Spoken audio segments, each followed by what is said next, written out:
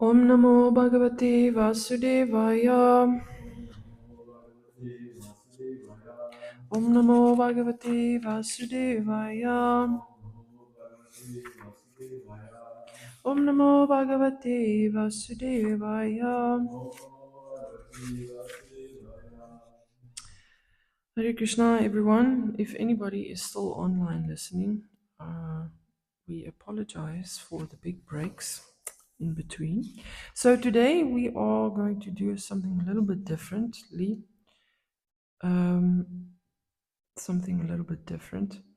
And that would be to read the whole chapter 10, because there are so very few purports, and we are currently in verse 38. And up until the end of the chapter, there are very few and very, very small purports. And so just to give everybody online and everywhere in the temple an overview, we're just going to read. I'm going to read just the English.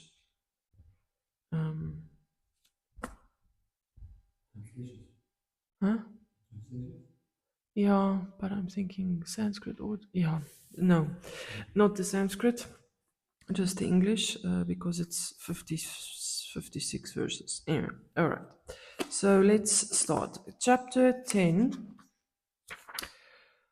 Before I start anything, Om Ajnanatamrandasya Gnanjana Shalakaya Chakshurunmalitam Yena Tasmai Sri Gurave Namah Sri Chaitanya Manobhistam Stapitam Yena Bhutale Swayam Rupa Gadamayam Dadati Svapadantikam Vandeham Sri Guru Sri Yuta Parakamalam Sri Gurun Vaishnavamscha Sri Rupam Sagrajatam Sagana Raghunatam Vitam Tam Sachivam Sadvaitam Savarutam Parijana Saitam Krishna Chaitanya Devam Shri Radha Krishna Paran Sagana Lalita Shri Vishakhanvitamscha He Krishna Karuna Sindhu Dinabandhu Jagatpate Gopesha Gopika Kanta Radha Kanta Namostite Tapta Kanchana Gourangi Radhe Vrindavaneshwari Rishabhanu Sute Devi Pranamami Hari Priya Namo Vishnuparaya Krishna Prasthaya Bhutale Srimate Bhaktivedanta Swaminiti Namine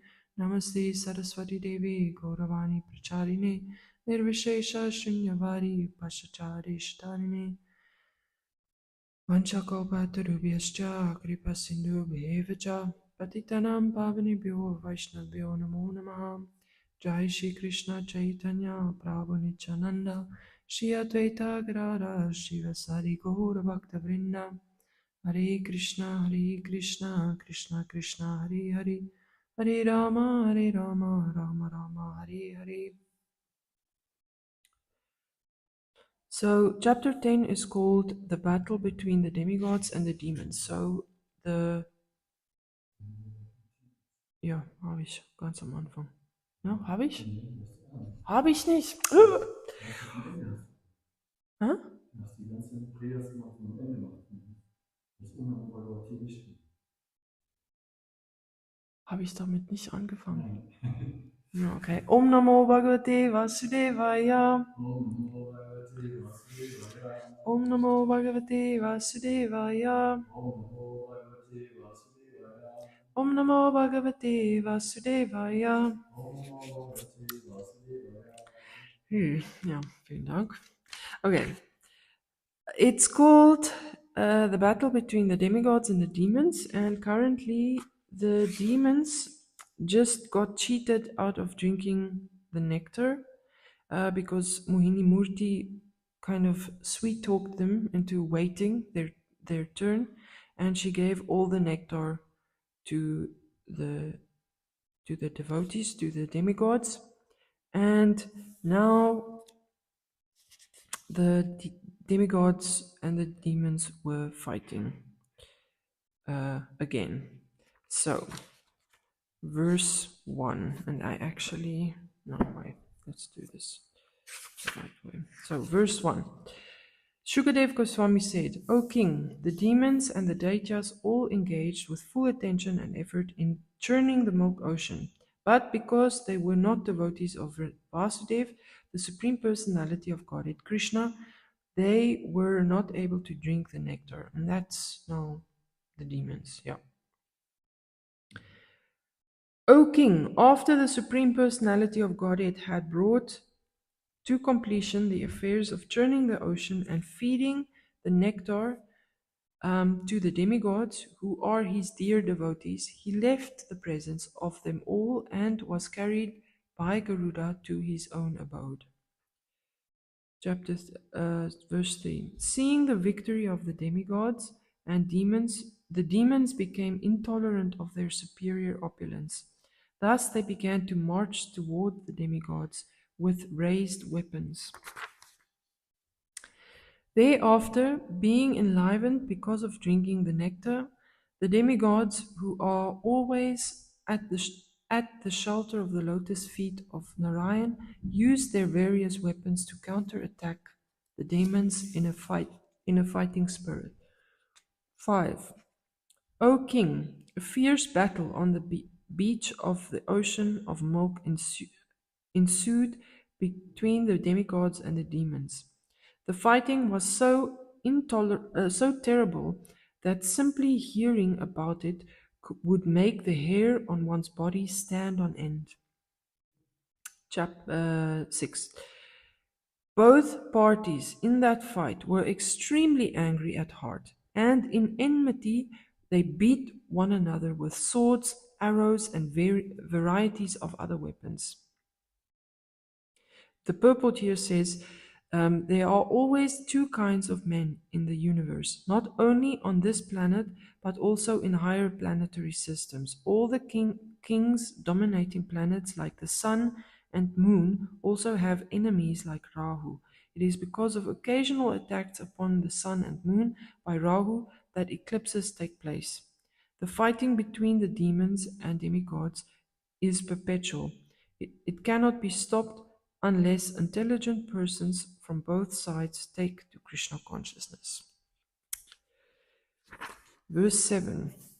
The sounds of the conch shells, bugles, drums, berries, I don't know what that is, and damaris, kettle drums, as well as the sound made by the elephants, horses, and soldiers who were both on chariots and on foot, were tumultuous.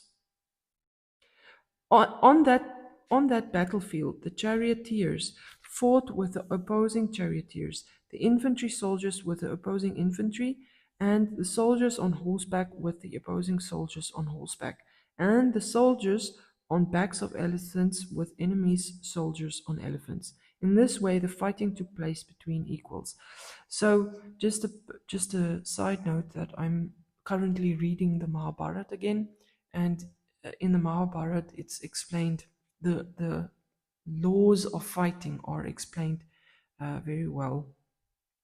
And these days, fights occur very unfairly, but those days, the soldiers of both sides, the commanders of both sides, came together and they decided to which rules they will follow, and it was always that equals fight equals. So you cannot fight with someone weaker.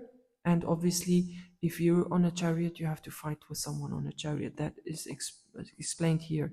And also, the servants carrying the weapons and carrying messages, they were not touchable. You were not supposed to kill them in any way or harm them in any way. And also, if someone was without a weapon, and also someone who had their hands up or surrendered, you were not allowed to kill them or hurt them. And obviously those people who had celestial weapons were not supposed to use them on ordinary soldiers, but on people who also had those weapons. All right, 10. Some soldiers fought on the backs of camels, some on the backs of elephants, some on asses, some on white-faced and red-faced monkeys, some on tigers, and some on lions. In this way, they all engaged in fighting.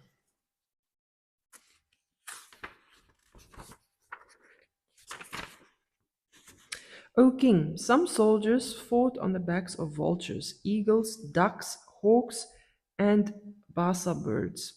Some fought on the backs of timingilas, which can devour huge whales, some on the backs of sharabas and some on buffalo, rhinoceroses.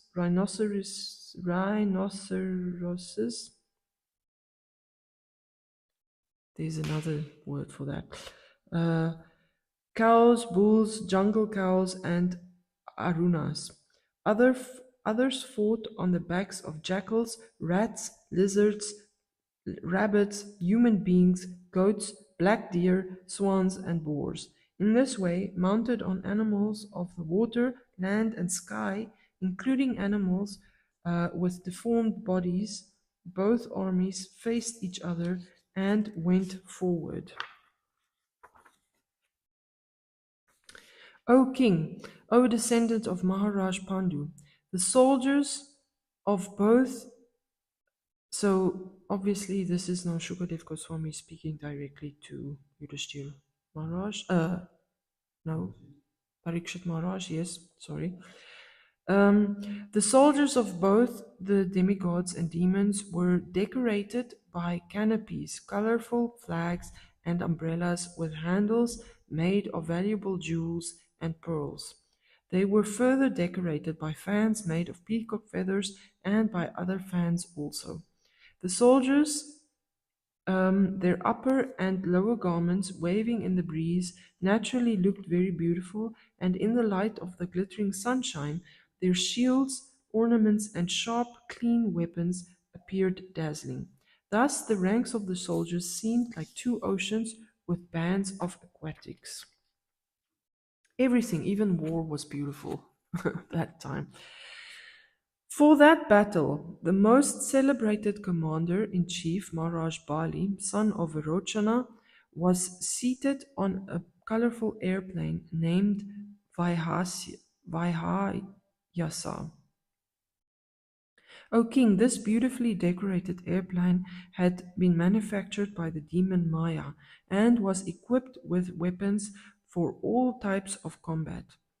It was inconceivable and indescribable. Indeed, it was sometimes visible and sometimes not. Seated in the airplane under the beautiful protective umbrella and being fanned by the best chamaras, Maharaj Bali, surrounded by his captains and commanders, appeared just like the moon rising in the evening, illuminating all directions. Surrounding Maharaj Bali on all sides were the commanders and captains of the demons, sitting on their respective chariots. Among them were the following demons: Namuchi, Shambhara, Bana, Viprachiti, Ayomukha, Dvimurta, Kalanaba, Praheti, Heti, Ilava, Shakuni, Bhuttasantapa, and a whole lot of other names. Where did I? Vajradamshtra, Virochana, Hayagriva,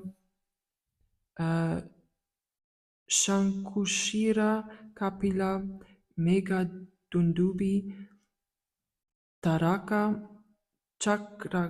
Chakradrik, Shumba, Nishumba, Jamba, Utkala, Arishta, Arishtanemi, Tripuradipa, Maya, the sons of Paloma, the Kaleyas, and Nivata Kavacha. Nivata Kavacha. I think those were also demons that Arjuna fought against later in the Mahabharata. All these demons had been deprived of their share of the nectar and had shared merely in the labor of churning the ocean. Now they fought against the demigods, and to encourage their armies, They made a tumultuous sound like the roaring of lions and blew loudly on conch shells. Balabit, Lord Indra, upon seeing this situation of his ferocious rivals, became extremely angry.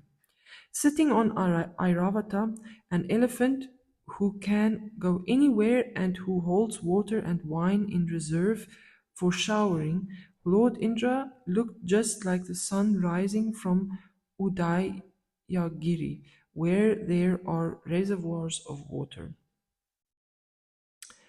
The purport says, on the top of the mountain called Udayagiri are large lakes from which water continuously pours in waterfalls. Similarly, Indra's carrier Airavata holds water and wine in reserve and showers it in the direction of Lord Indra. Thus Indra, king of heaven, sitting on the back of Airavata, appeared like a brilliant sun rising above Udayagiri. Verse 26. Surrounding Lord Indra, king of heaven, were the demigods seated on various types of vehicles and decorated with flags and weapons. Present among them were Vayu, Agni, Varuna, and other rulers of various planets, along with their associates. The demigods and demons came before each other and reproached one another with words piercing to the heart. Then they drew near and began fighting face to face in pairs. O king, Maharaj Bali fought with Indra, Kartikeya with Taraka, Varuna with Heti, and Mitra with Praheti. Yamaraj fought with Kalanaba, Vishwakarma with Maya Danava.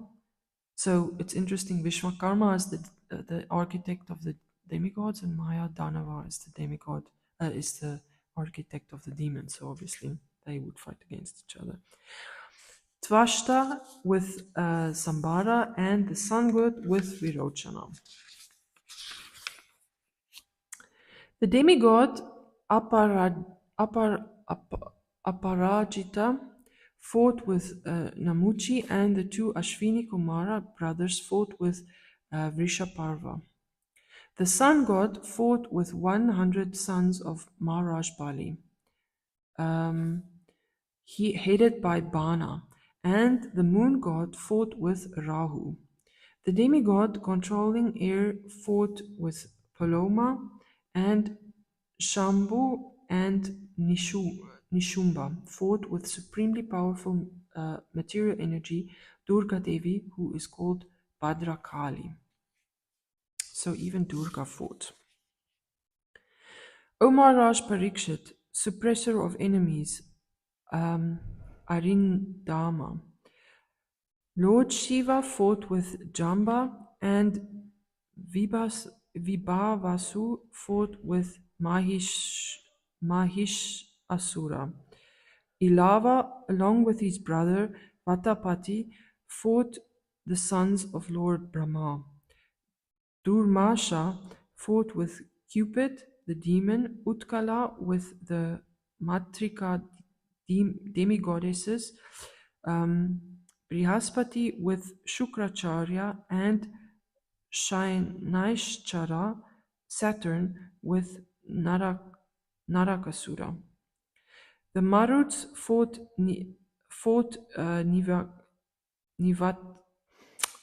Nivatakavacha, the Vasus fought the Kalakeya demons, and Vishvadev, the Vishvadev demigods, fought the Paloma demons, and the Rudras fought the Krodavasha demons, who were victims of anger. All these demigods and demons assembled on the battlefield with a fighting spirit and attacked one another with great strength. All of them desiring victory, they fought in pairs, hitting one another severely with sharpened arrows and swords and lances. They severed one another's heads using weapons like bushundis, chakras, clubs, rishtis, patishas, Shaktis, Ulmukas, Prasas, Parashvadas, Nishtrimsas, Lances, Parigas, Mudgaras, and Bindipalas. I don't know what those are. The elephants, horses, chariots, charioteers, infantry soldiers, and various kinds of carriers, along with their riders, were slashed to pieces. The arms, thighs, necks, and legs of the soldiers were severed, and their flags, bows, arms, and ornaments were torn apart. 38. Because of the impact of the ground of the legs of the demons and demigods and the wheels of the chariots, particles of dust flew violently into the sky and made a dust cloud that covered all directions of outer space, as far as the sun. But when the particles of dust were followed by drops of blood being sprinkled all over the space, the dust clouds the dust cloud could no longer float in the sky. 39. It's a longer purport which I am not going to read. In the course of the battle, the war field became strewn with the severed heads of heroes, their eyes still staring and their teeth still pressed against their lips in anger. Helmets and earrings were scattered from these severed heads. Similarly, many arms decorated with ornaments and clutching various weapons were strewn here and there, and as were many legs and thighs which resembled the trunks of elephants. 14. Many headless trunks were generated on that battlefield. With weapons in their arms, those ghostly trunks, which could see with the eyes of the fallen heads, attacked the army soldiers. So in the purport it said, it appears that the heroes who died on the battlefield immediately became ghosts, and although their heads had been severed from their bodies, new trunks were generated, and these new trunks, seeing with the eyes in the severed heads, began to attack the enemy. In other words, many ghosts were generated to join the fight, and thus new trunks appeared on the battlefield. So at least the ghosts were fighting on the good side and on the bad side. Maharaj Bali then attacked Indra with 10 arrows and attacked Airavata, Indra's carrier elephant, with 3 arrows. With 4 arrows, he attacked the 4 horsemen guarding Airavata's legs, and with 1 arrow, he attacked the driver of the elephant. The purport says the word Vahan, which is in the verse, refers to the soldiers on horseback who protected the legs of the carrier elephant. According to the system of military arrangement, the legs of the elephants bearing the commander were also protected. So in warfare, again from the Mahabharata, it's understood that each soldier had a job. So the charioteer was also protected, the elephants were protected, and everyone was protected by each other, basically. 42. Before Bali Maharaj arrows could reach him, Indra, king of heaven, who is expert in dealing with arrows, smiled and counteracted the arrows with arrows of another type, known as Bala, which were extremely sharp. When Bali Maharaj saw the expert military activities of Indra, he could not restrain his anger. Thus he took up another weapon known as Shakti, which blazed like a great firebrand. Thus Indra cut the weapon into pieces while it was still in Bali's hand. Thereafter, one by one, Bali Maharaj used a lance, prasa, tomara, rishtis, and other weapons, but whatever weapons he took up, Indra immediately cut them to pieces. My dear king, Bali Maharaj then disappeared and resorted to demoniac illusions. A giant mountain generated from illusion then appeared above the heads of the demigod soldiers. From that mountain fell trees blazing in a forest fire. Chips of stone with sharp edges, like picks, also fell and smashed the heads of the demigod soldiers. Scorpions, large snakes, and many other poisonous animals, as well as lions, tigers, boars, and great elephants, all began falling upon the demigod soldiers, crushing everything. O my king, many hundreds of male and female carnivorous demons, completely naked and carrying tridents in their hands, then appeared, crying the slogan, "Cut them to pieces, pierce them." Fierce clouds, harassed by strong winds, then appeared in the sky. Rumbling very gravely with the sound of thunder, they began to shower live coals. A great devastating fire created by Bali Maharaj began burning all the soldiers of the demigods. This fire, accompanied by blasting winds, seemed as terrible as the Shamvartaka fire, which appears at the time of dissolution. Thereafter, whirlpools and sea waves, agitated by fierce blasts of wind, appeared everywhere, before everyone's vision, in a furious flood.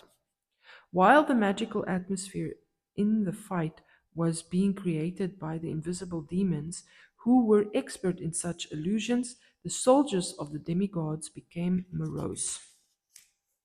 O king, when the demigods could find no way to counteract the activities of the demons, they wholeheartedly meditated upon the Supreme Personality of Godhead, the creator of the universe, who then immediately appeared. So, wholeheartedly. The Supreme Personality of Godhead, whose eyes resembled the petals of a newly blossomed lotus, sat on the back of Garuda, spreading his lotus feet over Garuda's shoulders. Dressed in yellow, decorated by the Kaustuba gem and the goddess of fortune, and wearing an invaluable helmet and earrings, the Supreme Lord, holding various weapons in his 8 hands, became visible to the demigods. We are almost done.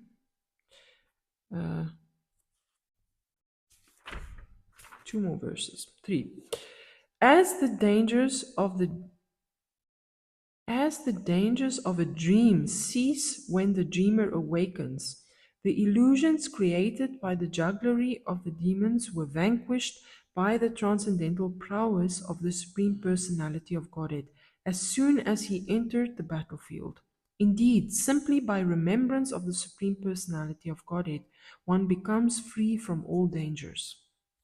O king, when the demon Kalanemi, who was carried by a lion, saw that the Supreme Personality of Godhead, carried by Garuda, was on the battlefield, the demon immediately took his trident, whirled it at it, and discharged it at Garuda's head. The Supreme Personality of Godhead, Hari, the master of the 3 worlds, immediately caught the trident, and with the very same weapon he killed the enemy Kalanemi, along with his carrier, the lion. Last verse. Purport. In this regard, Sri Madhvacharya says, Kalanemi and all other demons were killed by the Supreme Personality of Godhead, Hari, and when Shukracharya, their spiritual master, brought them back to life, they were killed by the Supreme Personality, killed by the Supreme Personality of Godhead. Last verse. Thereafter, 2 very powerful demons named Mali and Sumali were killed by the Supreme Lord, who severed their heads with his disc. Then Malyavan, another demon, attacked the Lord. With his sharp club, the demon, who was roaring like a lion, attacked Garuda, the Lord of the birds, who are born from eggs. But the Supreme Personality of Godhead, the original person, used his disc to cut off the head of that enemy also. Thus, ends the Bhaktivedanta purports of the 8th canto, 10th chapter of the Srimad Bhagavatam, entitled The Battle Between the Demigods and Demons. The next chapter is called King Indra Annihilates the Demons. So stay tuned for that from next week onwards. Hare Krishna. Any thoughts? Battle, battle, battle all the way. When I was reading this yesterday, no question. So that's because it is said Garuda is the lord of the birds who are born from eggs. Are there also birds which are not born from eggs? No, I think it refers to in the third chapter, in the third canto, chapter 31. Krishna, I'm actually reading that right now. No, wait, where is it? I just have to find it. So Krishna describes that they are Shri Shri Radha Madan Mohan Ki Jai. So Krishna describes in the third canto, well, not Krishna, but in the third canto is described that in verse 31, it's called, what's it called? Something about living entities. What is it?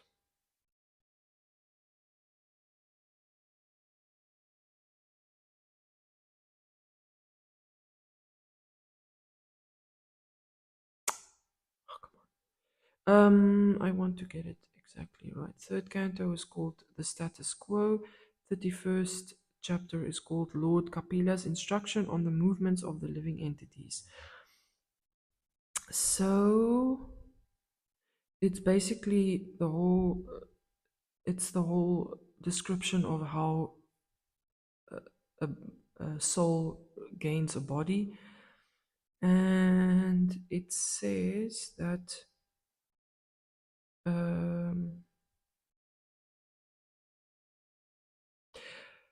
on the first night, so it says how it gets together, and on the fifth night the mixture ferments, so the sperm and the ovum mixed, and on the fifth night the mixture ferments into a bubble.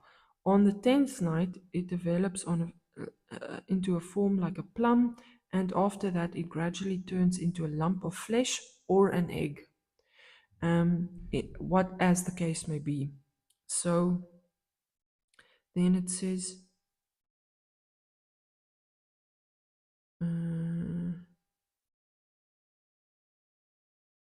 what I just read it yesterday, I can't remember in which verse.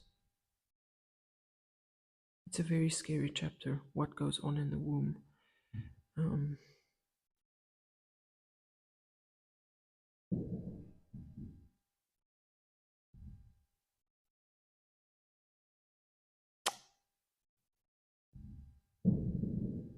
Maybe it's in one of the purports that let's see. So basically there are 4 types of living entities, and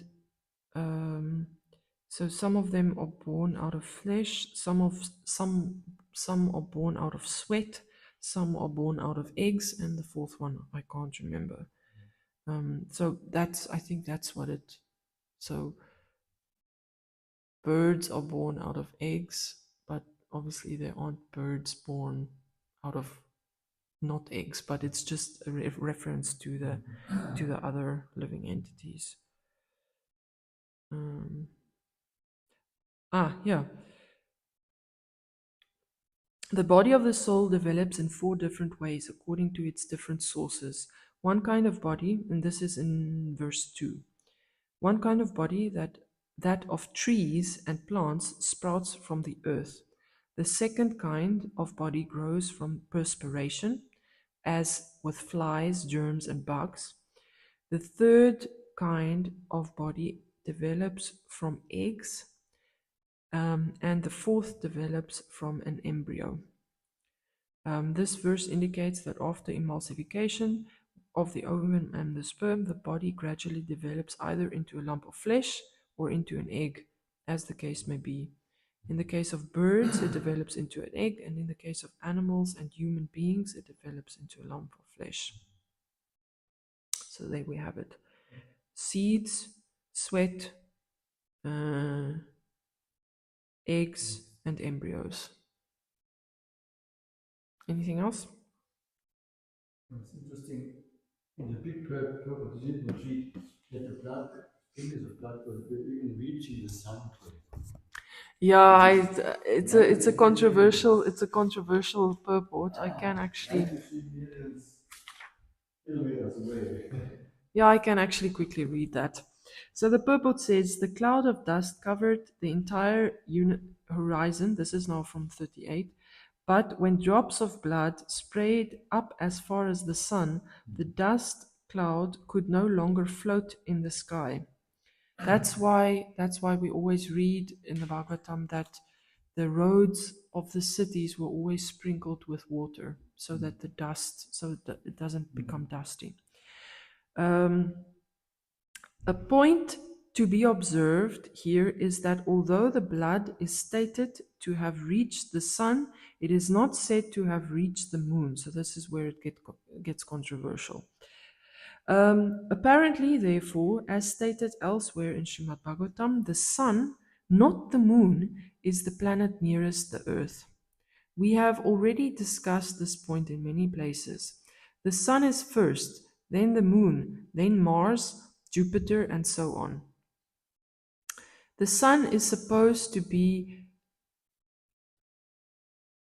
93.60 million miles above the surface of the earth. And from the Srimad Bhagavatam, we understand that the moon is one, so one,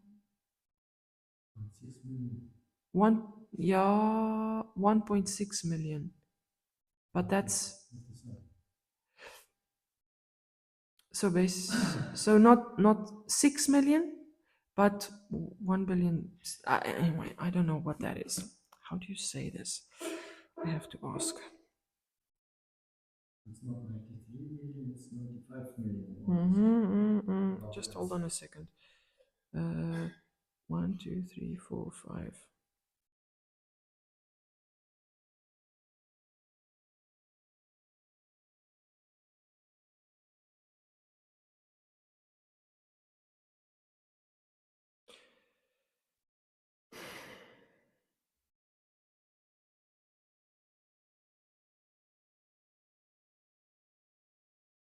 $1.6 million, but isn't that? Yeah, but isn't that closer than the sun? Because they say the sun. No, it's above the sun, which means it's more far away. In the Bhagavatam, they speak about yojans. Mm-hmm. Yeah, but now 10,000 they yojans talk above. about miles here. The fifth canto is very clearly described distances between the planets. Mm-hmm. And there's also So 93 million. yes, it's the sun above Earth. Yeah, but The moon is 95 million. yeah, okay. I should have just read the sentence, finish reading the sentence. Okay, so the sun is supposed to be 93 million miles above the surface of the earth, and from the Srimad Bhagavatam, we understand that the moon is 1.6 million miles above the sun. Okay, so not above the earth, but above the sun. Therefore, the distance between the earth and the moon would be about 95 million miles. That's what you said, sorry.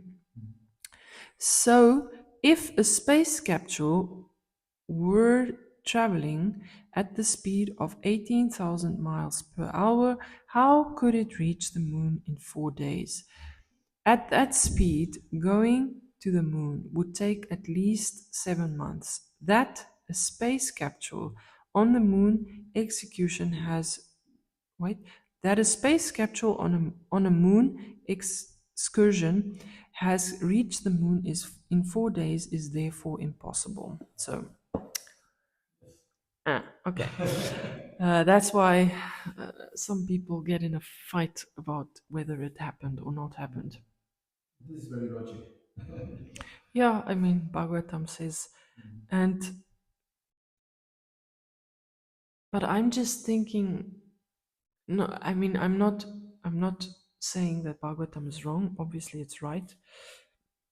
But just think of all the lies that were told about space travel and about the astronauts seeing everything. And why only in 1965 or 63? Why not later anymore? And also, interesting, I've seen a video in YouTube that they have not been able to land with a single beamed rocket until 1995 or something, at the end of 20th century.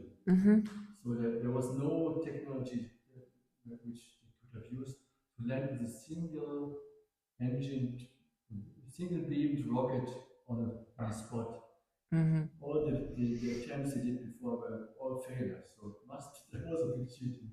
It was not possible. And also, Govinda said, when you want to go to America, what do you need? You cannot go like this to America. You have to have a visa. So if you want to go to India, you have to have a visa. So do you think you can go to the moon planet without having permission of the moon god?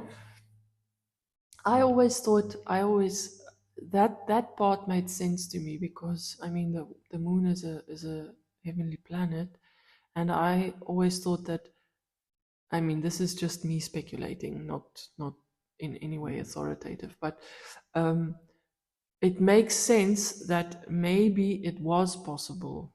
If it were possible that they could land on the moon, it just means that, just like Arjuna had to be given special eyes, special vision to see the universal form of the Lord, the people landing on the moon, they don't have the vision to see the moon in its real form. All they see is dust and everything. So that I believe, but it's just such a pity, because there were so many people who gave their lives to this moon mission, and people with extraordinary intelligence calculating all these things, and I don't know how they were kept in the dark. I don't know how many people knew the truth. So, Hare Krishna, thank you very much for sitting through this, and everybody. So, as I said, stay tuned for chapter 11. Hopefully, we will be able to broadcast that more often than we did chapter 10. Yes, we will have, so everybody, we will have Bhakti Bhakti. Yeah.